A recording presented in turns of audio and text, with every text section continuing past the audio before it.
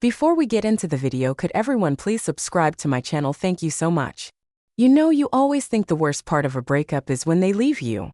You picture the slam of the door, the fights, the ugly crying in the middle of the night. But sometimes it's not the ending that breaks you, it's what happens after, when people start telling lies about your child. My name is Aller Moore, and if you asked anyone who really knows me, they'd say I'm quiet, a little stubborn, and maybe too trusting for my own good. I loved Jason Carter with everything I had. He was charming, quick-witted, the kind of guy who could light up a whole room. And for a while I believed he loved me too. But after I gave birth to our son, Liam, everything changed. Jason got cold, distant. One day he just stopped coming home, and eventually he left for good. I thought the worst was over. I thought I'd buried that part of my life until last Saturday. It was supposed to be a simple afternoon. Liam and I were at Jason's parents' house, Linda and Frank Carter, for a family barbecue they insisted we come to. For Liam's sake, I'll be honest, I didn't want to go. Linda always looked at me like I was a mistake Jason couldn't scrub clean. But Liam deserved to know his grandparents, even if they didn't make it easy. And just when I thought it couldn't get more uncomfortable, there she was, Brittany, Jason's new girlfriend. Blonde, perfect, and mean in a way that was always dressed up with a fake smile. She grabbed Jason's arm like I might steal him back if she let go for even a second. It was when Liam was playing near the patio that it all happened. Linda, sipping wine, leaned over and said loud enough for everyone to hear, "You know you can't even prove the baby is Jason's." I felt like the ground cracked under my feet. I opened my mouth, stunned, but before I could say anything, Brittany burst out laughing. She tossed her hair over her shoulder and smirked. "He's too smart to be her kid." Honestly, it's obvious. I could feel every eye on me. Jason said nothing, just looked away, pretending he didn't hear. I wanted to scream. I wanted to grab Liam and leave. But then from the corner of my eye I saw Liam walking toward me. He wasn't smiling. His little hands were trembling, clutching something, a crumpled envelope. He stood in front of me, his voice shaking, and said, "Mom, Dad told me to give this to you." When they started lying again, the whole backyard froze. Even Brittany's smug little grin faltered. I dropped to my knees, level with Liam, and took the envelope from his hand. It was old and worn, like he'd been carrying it around for a while, waiting for this moment. For a second, I couldn't move. I just stared at it, feeling this strange electric buzzing in my ears. I knew whatever was inside this envelope was going to change everything. You see, people think strength looks like yelling, throwing things, standing tall and fearless. But sometimes strength is a little boy's shaky voice. Sometimes strength is holding on when the world is trying to pull you apart. Breathe. I smoothed out the paper inside and started to read. After Jason left, the world felt like it had cracked wide open. There's this moment they don't tell you about when you're sitting on the floor surrounded by the pieces of a life you thought you were building together, realizing you're the only one left to pick them up. I still remember holding Liam in my arms, barely a few weeks old, while staring at the front door Jason had walked out of for the last time. No calls, no apologies, just silence. But silence has a funny way of teaching you things. It taught me that love isn't about words, it's about showing up. And if Jason wasn't going to show up for Liam, then I was going to show up twice as hard. So I got a job at a small accounting firm in town. The hours were long and the pay wasn't great, but it kept food on the table and a roof over our heads. I leaned hard on the two people who never made me feel like a burden. My mom, Marie Moore, who lived a few miles away and spoiled Liam with homemade cookies and bedtime stories, and my younger brother, Caleb, who treated Liam like a little sidekick, teaching him to ride a bike and sneaking him candy when I wasn't looking. It wasn't easy. There were nights I sat alone at the kitchen table, bills spread out like a battlefield, wondering if I was enough. Wondering if Liam would grow up feeling half empty because his father chose to be a stranger. But Liam, he was my light. Bright, curious, always asking questions about how the world worked. He had this spark, this unstoppable eagerness to learn and explore that sometimes made my chest ache with pride and fear all at once. And every time I worried about the future, he'd come running into the room, laughing about some bug he'd found outside or showing me a drawing he'd made. And I'd remember we were already enough. We were building something real, even if it was just the two of us. Jason stayed gone for a while. Every few months, he'd pop back into our lives. Usually when it was convenient for him, birthdays, holidays, days when he needed to look like a good dad for somebody else's benefit. Each time, Liam would light up at the sight of him, and each time Jason left again, a little more of that light dimmed. I never badmouthed Jason to Liam. Not once. Even when I wanted to scream at the injustice of it, I smiled and said, "Your dad loves you in his own way." because I refused to make my son carry the weight of Jason's failures. Then came Brittany. I heard about her before I met her. She was everything Jason liked: pretty, young, and easy to impress. When he brought her around for the first time, it was like she was putting on a show, treating Liam like a prop she could use to win over Jason's parents. It didn't take long for the comments to start. Little digs at me slipped into casual conversation, questions about Liam's looks, his manners, his genius little brain said with a laugh that didn't quite reach her eyes. At first, I tried to ignore it. I told myself it didn't matter what she thought. But then Jason's mother, Linda, started joining in. And suddenly it wasn't just Brittany's snide remarks, it was Jason's whole family whispering behind my back, picking apart my life, my parenting, my son, sowing seeds of doubt wherever they could. And Jason, he just stood there smiling, letting it happen. I told myself I wouldn't let them get under my skin. I told myself they couldn't touch what Liam and I had built. But when they invited us to that family barbecue, when they insisted we come for Liam's sake, I knew deep down it wasn't about family at all. It was about control. It was about humiliation. Still, I went for Liam. Because despite everything, he deserved the chance to know his roots. He deserved the chance to believe the best in people, even if they didn't deserve it.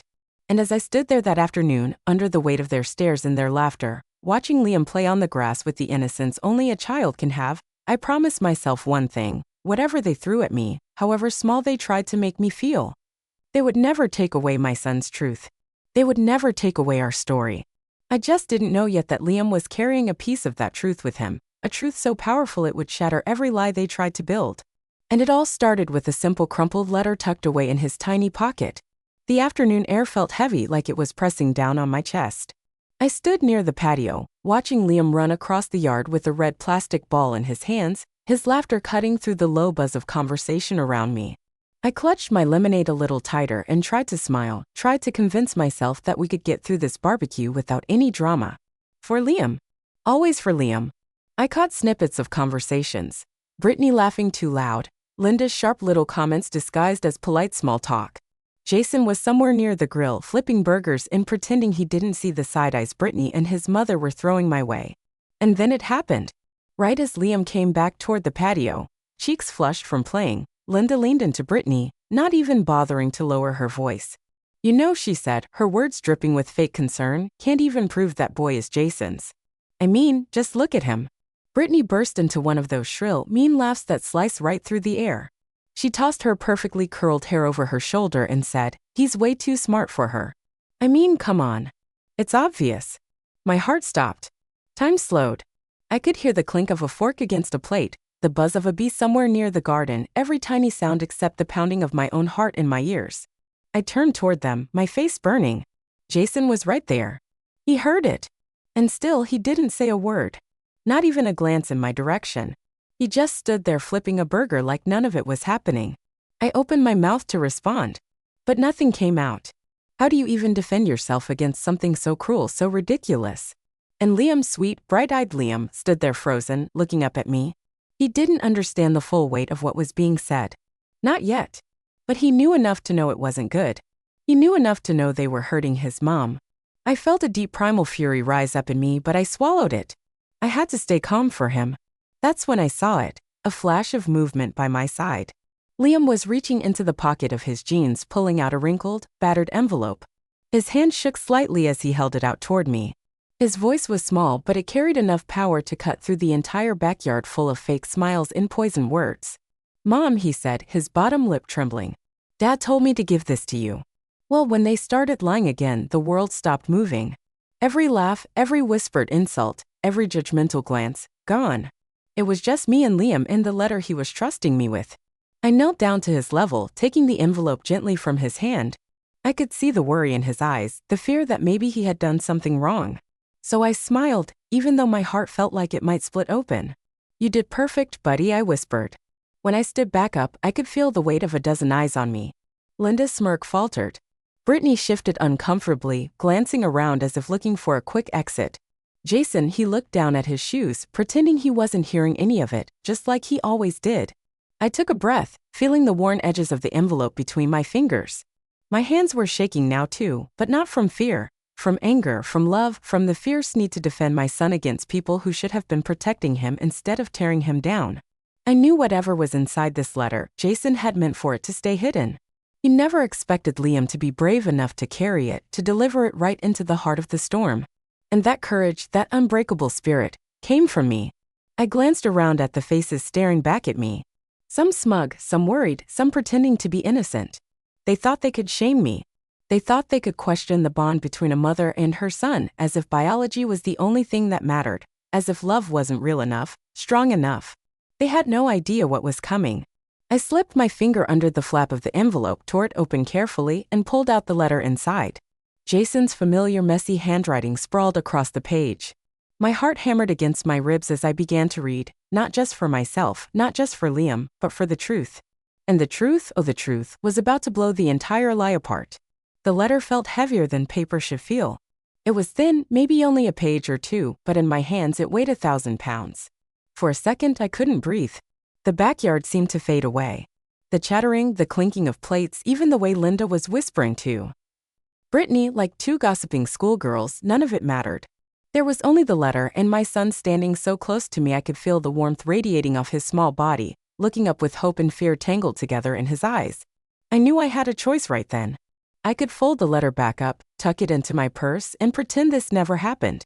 Keep the peace, save face, walk away without causing a scene like I had done too many times before. Or I could read it out loud for everyone to hear. The old Alara, the one who spent years biting her tongue, putting others' comfort before her own pain, wanted to stay quiet. But looking at Liam standing there so brave, my heart knew there was only one way forward.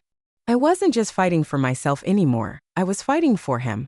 For every time someone whispered behind his back, for every time someone tried to make him feel like he didn't belong, for every little piece of dignity they tried to rip away from us. I squeezed Liam's shoulder gently, a silent thank you for his courage. He gave me a tiny nod like he understood everything I was about to do.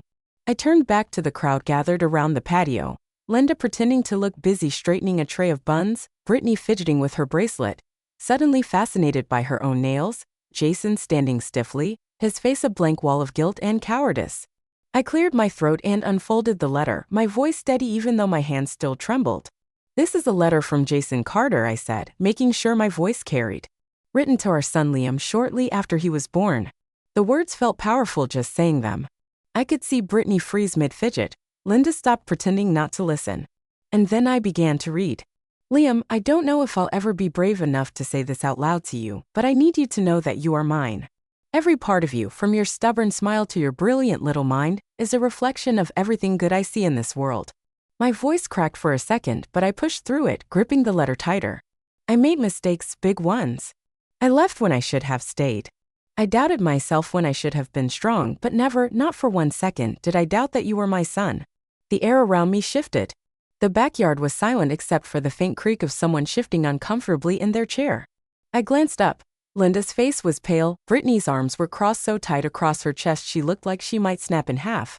Jason, he wasn't even pretending anymore. His head was down, his shoulders hunched, his hands shoved deep into his pockets like he could disappear into the ground. I went back to the letter. If anyone ever makes you feel like you don't belong or questions who you are, know this. You are my son. Nothing anyone says can change that. And you come from a mother who is stronger than any lie they can tell. Tears blurred my vision, but I kept reading, my voice growing stronger with every word. You are loved, Liam, always, no matter what. When I finished, I folded the letter carefully, almost reverently. I tucked it into my pocket, feeling like I had just put down a sword after a long, brutal battle. No one said a word. Not Linda, not Brittany, not even Jason. I looked at Liam. His little face was glowing with pride. He threw his arms around my waist and hugged me tightly. I knelt down to hold him right there in the middle of the patio. For the first time in what felt like years, I didn't care what they thought. I didn't care about their opinions, their whispers, their judgment. I had the truth. I had my son. And nothing they could say would ever take that away from us. As I stood back up, still holding Liam's hand tightly in mine, I realized something. This wasn't just a barbecue. It wasn't just a petty argument. It was a battlefield. And we had just won. Not because Jason admitted anything, not because they apologized, but because Liam knew without a shadow of a doubt that he was wanted, he was loved, and he was enough. And no one, not even Jason's family, could rewrite that truth. When I finished reading the letter, I looked up, and for a moment, no one moved. The backyard that had been so loud a few minutes ago, filled with laughter and casual cruelty, was now completely still. You could have heard a pin drop. Jason's parents, Linda and Frank, stared at me like they'd just seen a ghost. Linda clutched her wine glass so tightly I thought it might shatter. Frank shifted uncomfortably, pretending to check his watch, desperate for an excuse to be anywhere but here. Brittany, the queen of smug smiles and whispered insults, suddenly had nothing to say. Her cheeks flushed a deep, angry red, and she glanced at Jason like maybe he would save her. He didn't. Jason stood there frozen, staring at the ground like he could wish himself invisible. Not once did he meet my eyes. Not once did he even look at Liam. The silence stretched longer and longer, suffocating until finally I heard a soft voice. "Is it true, Mom?" Liam's eyes were wide, shining, waiting for the confirmation he needed. I dropped down to one knee so I could look him right in the eyes. I rested both my hands on his small shoulders and said loud enough for everyone to hear, "Yes, baby. It's all true. You are so loved. You have always been enough." He smiled then, that brilliant, pure smile only kids can pull off, and threw his arms around my neck. I squeezed him tight, feeling the knot that had been sitting in my chest for years start to loosen. Across the patio, Linda cleared her throat, struggling to regain control of the situation. "Well," she said stiffly, "maybe we all overreacted. It's not like anyone's perfect." Her voice was high and defensive, a poor attempt at smoothing over what had just happened. But it was too late. Everyone saw it now. The truth. Not just the truth of Liam's paternity, but the truth of who they really were. People so small, so mean, they would rather tear down a child. I stood up, still holding Liam's hand. I could have fought back, I could have screamed, thrown every insult back at them, but I didn't need to because nothing I could say would be louder than what they had already shown about themselves. Jason finally lifted his head. Our eyes met, and for the first time, there was no warmth, no regret, no lingering hope, only emptiness, only the cold realization that we were strangers now. He opened his mouth, maybe to apologize, maybe to make some excuse, but I didn't give him the chance. "Come on, sweetheart," I said to Liam, squeezing his hand. "Let's go home." We walked away from that backyard, from the judgments, from the lies. And I didn't look back. As we reached the car, I glanced down at Liam. He was humming to himself, swinging our joined hands between us like he hadn't just dismantled an entire wall of hate with nothing but a crumpled letter and the truth. I buckled him into his seat, kissed the top of his head, and just stood there for a moment, letting the afternoon sun warm my face. This was it, the moment I had been fighting for without even knowing it. Not just proving a point to Jason's family, not just surviving their cruelty, but showing Liam and myself that we didn't need their approval. We didn't need their love. We already had everything we needed. Driving home, Liam chatted about the bugs he had seen in the backyard and whether we could stop for ice cream. He was already moving forward, already leaving the ugliness behind. And as I listened to him, I realized so was I. We were free, truly free. Not because Jason's family believed us, I didn't care if they ever did. But because Liam believed. He believed in himself, in me, in the unshakable bond between us that no lie, no doubt, no whispered insult could ever break. When we got home, I tucked the letter into a little box on my nightstand, a box where I kept the things most precious to me. I didn't need to read it again. I didn't need proof. But one day, when Liam was older, if he ever doubted again, if the world ever tried to convince him he wasn't enough, I would show him that letter. And I would remind him he was always chosen, always loved, always enough. After that day, something shifted inside me. It wasn't loud or dramatic. It wasn't the kind of change that announces itself with fireworks. It was quiet, steady, unshakable. For the first time in years, I didn't feel like I was fighting to prove something. I didn't feel like I had to shrink myself down to make anyone else comfortable. I didn't feel like I had to explain my family or my son or myself to anyone who didn't deserve to know us. Jason's family never brought up the DNA lie again. There were no more snide comments, no more pointed looks, not because they suddenly believed in us, but because the truth had stripped away every excuse they had to be cruel. They tried to smooth things over in little ways, an extra gift for Liam on his birthday, an invitation to an. Other family gatherings were empty gestures that I politely but firmly turned down. Because once you see people for who they truly are, you can't unsee it. You can't build a bridge from lies and pretend it's strong enough to hold real love. Jason stayed distant after that day. He still sent birthday cards and showed up sometimes when it was convenient. But the part of me that used to ache for him to be a better father, that part was gone. I realized I couldn't make Jason be the man Liam deserved, but I could be the mother Liam needed. I could be the safe place he always came home to. And the truth is, Liam didn't miss what he never really had. He was too busy living, too busy growing into the kind of boy who made everyone around him better just by being himself. He's 9 now, still smart, still kind, still full of 1,000 questions about the world, still carrying that unshakable spark in his eyes. And sometimes when I watch him curled up on the couch with a book that's too big for his lap, or when I hear him laughing from the backyard with my brother Caleb, I feel this fierce, overwhelming gratitude. Gratitude that life didn't go the way I thought it would. Gratitude that Jason walked away when he did. Gratitude that we had to fight so hard because the fight taught us exactly who we are. I'm not angry anymore. I'm not bitter. I'm proud. Proud of the woman I became when everything fell apart. Proud of the boy who never let their lies dim his light. Proud of the life we built, messy, imperfect, beautiful. People always say family is everything. But what they forget to say is family isn't who shares your blood. Family is who shows up. Family is who stands with you when the world tries to tear you down. Family is who tells you the truth even when it's hard. Family is who loves you loud enough to drown out every ugly whisper. Liam and I, we are a family. No permission needed, no approval required. And if there's anything I've learned, anything I want Liam to carry with him for the rest of his life, it's this: you don't have to prove your worth to anyone. You don't have to shrink yourself to fit someone else's small idea of who you should be. You are already enough, exactly as you are, brave, brilliant, loved enough. So when people doubt you, when they try to tear you down or make you question your own truth, hold your head high. Look them right in the eye. And remember, you don't owe them your pain. You don't owe them your story. You owe yourself your freedom. The letter Liam carried that day was more than just proof. It was a torch that burned through every lie, every doubt, every attempt to make us feel less than whole. And we'll carry that light with us always. Because the world doesn't get to define our family, we do. And standing here today, I can tell you our family is stronger, brighter, and more beautiful than any lie they ever told. If this story touched you, if you believe that real family is built on love, not just blood, then please take a second to like this video. It helps more people hear stories like ours. And if you have a story of your own about choosing love over lies, I'd love to hear it. Drop a comment below. I read every single one, and it means more to me than you know. Share this video with someone who might need a reminder today that they are enough just as they are.